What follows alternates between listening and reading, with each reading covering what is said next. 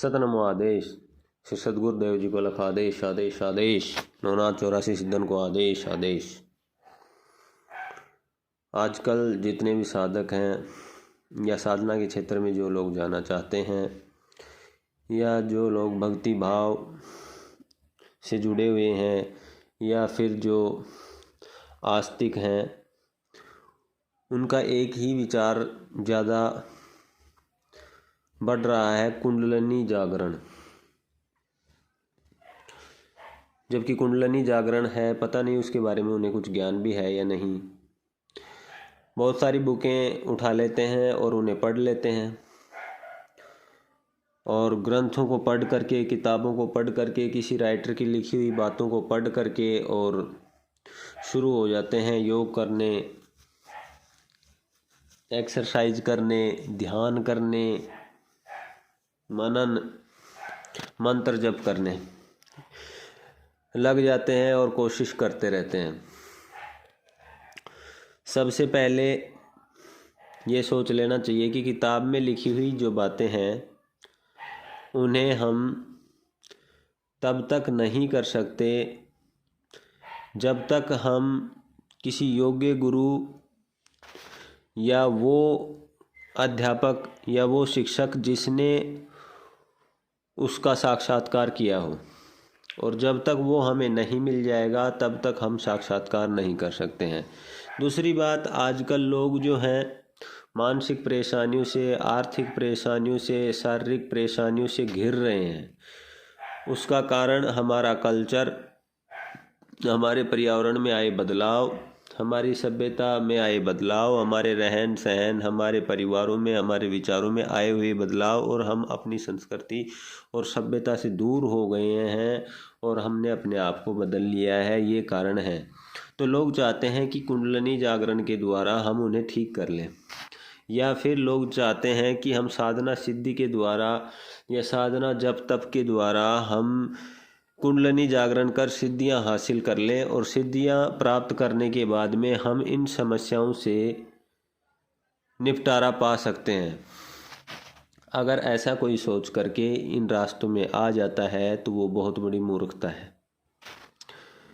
कुंडलिनी जागरण के द्वारा जिस तरीके से आप लोग सोच रहे हैं कि हम बिजनेस में फ़ायदा कर लेंगे, हम मालदार हो जाएंगे, हमारे यहाँ प्रॉपर्टी हो जाएगी, हमारे पीछे लोग फिरेंगे, हम कोई राजनेता बन जाएंगे, हम कोई ऑफिसर बन जाएंगे, या फिर आप सोच रहे हैं कि दुनिया के अंदर आपका नाम जो है वो बहुत बड़ा हो जाएगा, वाह वाह हो जाएगा, तो ये सब कुछ अगर आप सोच रहे हैं तो वो सोचने वाला गलत है और वो गलत कर रहा है। ऐसा कुछ नहीं है। आध्यात्मिक जो मार्ग है वो इन चीज़ों से तो दूर ले जाता है खुद ही। जब इन चीज़ों से वो दूर ले जाता है, इन विचारों से जब दूर ले जाता है, जहाँ न कोई मोह है, ना कोई लोभ है, न लालच है, और ना ही कोई भौतिक प्रेम है, तो फिर ये सब चीज़ें कहाँ। तो जितने भी साधक हैं जो कुंडलिनी जागरण के बारे में विचार कर रहे हैं, तो पहले उन सिद्धों से या उन साधकों से मिले जिन्होंने उस चीज़ को जाना है। रही बात मार्केटिंग वालों की, तो मार्केट में तो बहुत सारे लोग हैं जिन्होंने कुंडलिनी जागरण के ऊपर बहुत सारी बुकें भी लिख दी हैं और उन्होंने दावा कर दिया है कि उन्होंने कुंडलिनी जागरण कर ली है और करवा रहे हैं। दूसरी बात, कुंडलिनी जागरण पर अगर हम बात करें तो गुरु और शिष्य जो दोनों कुंडलिनी जागरण के लिए, अगर किसी गुरु ने किसी शिष्य को अपने को उस रास्ते पर लगाया है तो उन दोनों के अनुभव कभी भी एक नहीं हो सकते हैं। दोनों के अनुभव जो है वो भिन्न होंगे। अगर 1000 आदमी कुंडलिनी जागरण के लिए योग बल के द्वारा मूलाधार में बैठी हुई शक्ति को उठाकर सहस्त्रार में समाधिस्थ शिव से मिलाएंगे, ये जो कार्य है ये कोई आसान कार्य नहीं है। इसको करने के लिए हमें क्या करना है?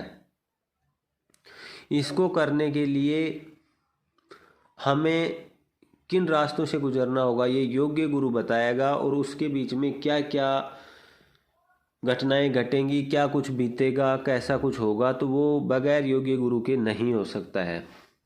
दूसरी बात, अगर कोई व्यक्ति अपनी मनमानी इच्छाओं से या अपनी सोच के द्वारा या किताबों को पढ़ करके या किताबों के अंदर देख करके या किताब किसी ने पढ़कर सुना दी उसे सुन करके अगर इस पर कोशिश करता है तो वो मूर्ख है।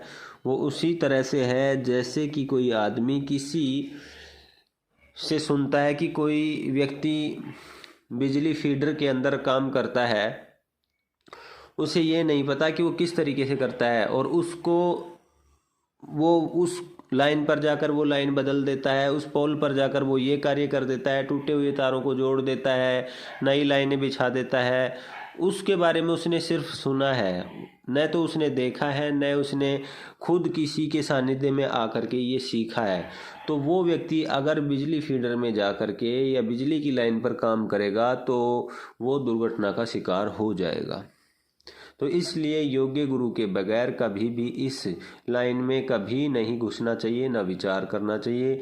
हाँ, बस ठीक है, किताबें पढ़ ली ज्ञान के लिए, भाई पता लगेगा कि ऐसा भी कुछ होता है, लेकिन इसका अगर आप साक्षात्कार करना चाहते हैं तो किसी योग्य गुरु से, योग्य व्यक्ति से जुड़ें और दुनियावी लोभ और लालच के लिए कभी भी इन कामों में ना फंसें। कभी आप ये सोचें कि हाँ, मैंने फला साधना करके मैं बहुत बड़ा करोड़पति बन जाऊंगा, खरबपति बन जाऊंगा, अरबपति बन जाऊंगा, मंत्री बन जाऊंगा, महामंत्री बन जाऊंगा, प्रधानमंत्री बन जाऊंगा, सारी दुनिया को जीत लूंगा। तो ये सब गलत ख्यालात हैं। वहाँ जाने के लिए ये सब ऐब छोड़ने होते हैं, इन ऐबों से बाहर निकलना होता है और उनको इस तरीके से रहना पड़ता है। अगर उनके पास सब कुछ भी है तो राजा जनक को आप पढ़ लें कि उनके पास सब कुछ होते हुए भी वो किस तरीके से रहते थे। तो वहाँ सब कुछ त्याग कर रहना पड़ता है और इस तरीके से वो लोग रहते हैं दुनिया में जो इस योग्य हो जाते हैं। जैसे जल मुर्गी जल के अंदर रहती है, जल के अंदर, लेकिन अगर वो जल में से उड़े तो उसके पैरों पर पानी नहीं होता, उसकी बॉडी में कहीं भी एक बूंद भी उसके शरीर के अंदर पानी नहीं घुसता और वो अंदर से देखी जाए तो सूखी होती है। लोगों की नज़रों में वो जोड़ में है, ये तालाब में है या नदी में है या दरिया में है और पानी के अंदर डूबी हुई है, लेकिन वो पानी में भीगती नहीं। तो इसी प्रकार से वो लोग हो जाते हैं जो उन चीज़ों को पा लेते हैं, उस योग्य हो जाते हैं। तो इसलिए इसके कुंडलिनी जागरण के लिए, इन दिव्य शक्तियों को पाने के लिए, तंत्र मंत्र और यंत्र के ज्ञान को पाने के लिए सामान्य व्यक्तियों का काम तो ये है नहीं कि वो कर लेंगे। ये असामान्य व्यक्तियों का कार्य है और उन्हीं से मिला जाए, उन्हीं से जाना जाए और उन्हीं के सानिध्य में रह कर के ये कार्य किया जा सकता है। तो इसके लिए योग्य गुरु से संपर्क करें। आदेश।